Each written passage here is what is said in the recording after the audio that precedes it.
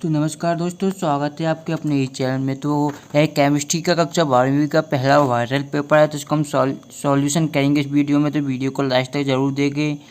तो पहला क्वेश्चन क्या दिया, विशिष्ट चालकता की इकाई है। तो विशिष्ट चालकता की इकाई क्या होती है, ओम इनवर्स सेंटीमीटर इनवर्स। तो विशिष्ट चालकता की इकाई होती है। दूसरा है बेंजीन तथा टॉलुइन का मिश्रण 1 विलयन है। तो यह क्या, एक आदर्श विलयन है। क्या है, आदर्श विलयन है। तीसरा है हमारा साबुनीकरण क्रिया कोटि की अपक्रिया का उदाहरण है। तो यह क्या है, द्वितीय कोटि की अपक्रिया का उदाहरण है साबुनीकरण। तीसरा है चौथा है हमारा फ्लोरीन का परमाणु क्रमांक है। तो इसका क्या होता है, 9 होता है फ्लोरीन का परमाणु क्रमांक।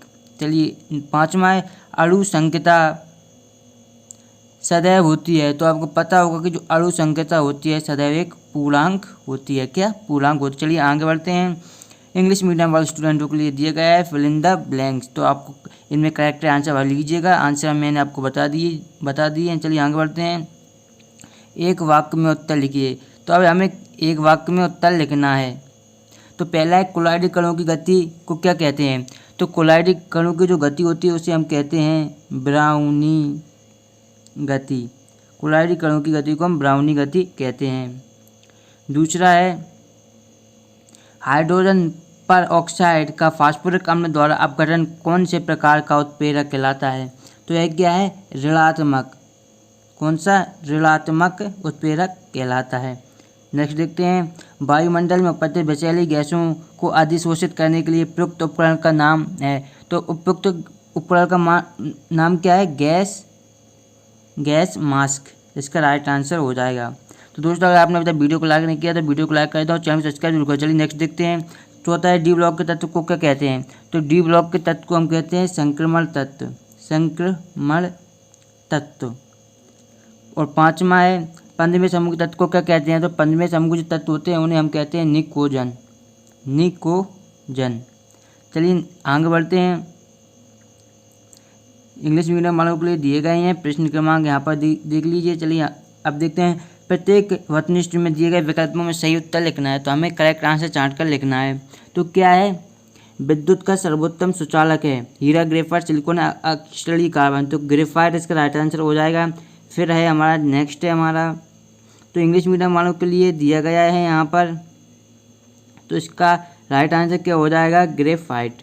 दूसरा है CuSO4 5H2 कहलाता है। तो हमें बताना है कि यह क्या कहलाता है।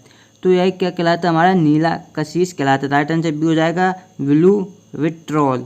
आगे देखते हैं। प्रश्न है हमारा निम्नलिखित में से 8 कोऑर्डिनेशन का उदाहरण है। तो 8 कोऑर्डिनेशन संख्या किसकी होती है। आपको मैंने पिछले वीडियो में बताया था, इंपॉर्टेंट ऑब्जेक्ट बताया था, उसमें बताया तो यह CHCl होता है। What is the example of 8 coordination in following. तो इसका हो जाएगा थर्ड CHCl।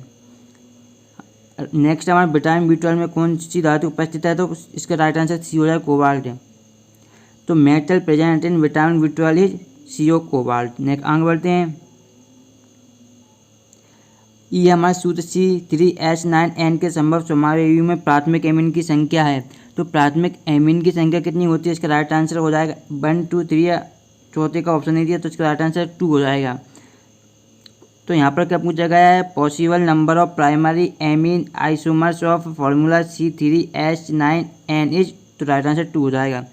अब देखते हैं हम सही जोड़ी देखते हैं, मोस्ट इम्पोर्टेंट है आपके लिए एनिलीन। तो आपको पता होगा एनिलीन क्या होता है, C6H5NH2। तो इसका राइट आंसर हो जाएगा।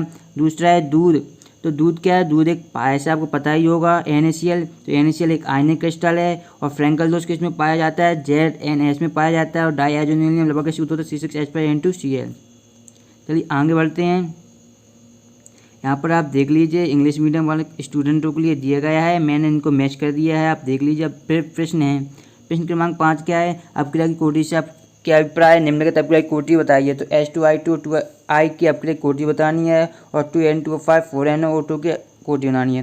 तो इस प्रकार आप देख सकते हैं आपको प्रश्न दिए गए हैं।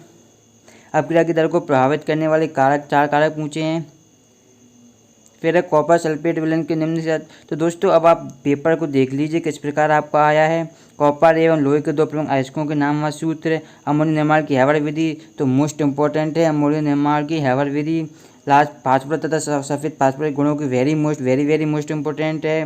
फिर व्यंजक चूर्ण के 4 उपयोग लिखिए। इसके अथवा में क्लोरीन द्वारा फूलकर व्यंजन स्थायी होता है, जबकि H2 द्वारा व्यंजक अस्थायी होता है। तो मैंने आपको इंपॉर्टेंट क्वेश्चन में जितने भी हैं सभी दिए हैं। बर्नर के संयोग के सिद्धांत के प्रमुख 4 अवगत लिखिए। नेक्स्ट फिर निम्न समझाइए आनंद समावर्तक कार्बधातु यौगिकों को उपयोग। निम्न के रासायनिक अपक्रम केवल समीकरण लिखिए। सेंडमेयर अवक्रिया ओनसीटी कार्बल एमीन और बोर्ड अवक्रिया वेरी मोस्ट इंपॉर्टेंट अवक्रियाएं हैं, इंग्लिश मीडियम वाले स्टूडेंट को दिए। फिर अथवा में ethyl bromide alcohol silver nitrate विलयन के साथ क्रिया करता है। CaCl3 की क्रिया HNO3 के साथ होती है। फिर CaCl3 के शुल्क प्रकाश और नम हवा में खुला छोड़ दिया जाता है।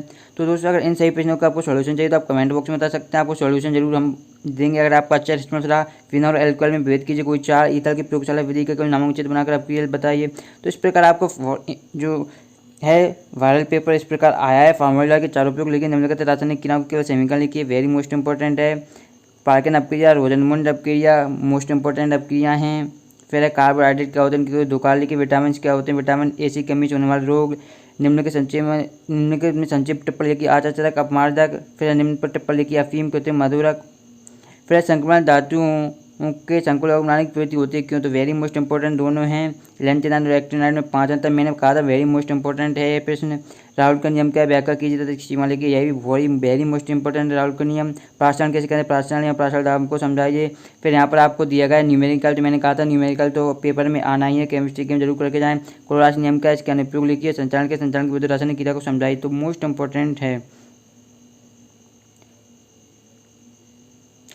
चलिए दोस्तों मिलते हैं फिर एक नई वीडियो के साथ, तब तक देखते रहिए आपका अपना चैनल स्टडी विद हेमन। धन्यवाद दोस्तों। अगर वीडियो लाइक नहीं की तो लाइक कर दें और चैनल को सब्सक्राइब कर दें। अगर आपको इन सभी प्रश्नों का और ऑब्जेक्टिवों का सॉल्यूशन चाहिए तो आप कमेंट बॉक्स में बता दीजिए, आपको इसका सॉल्यूशन बहुत ही जल्द मिल जाएगा।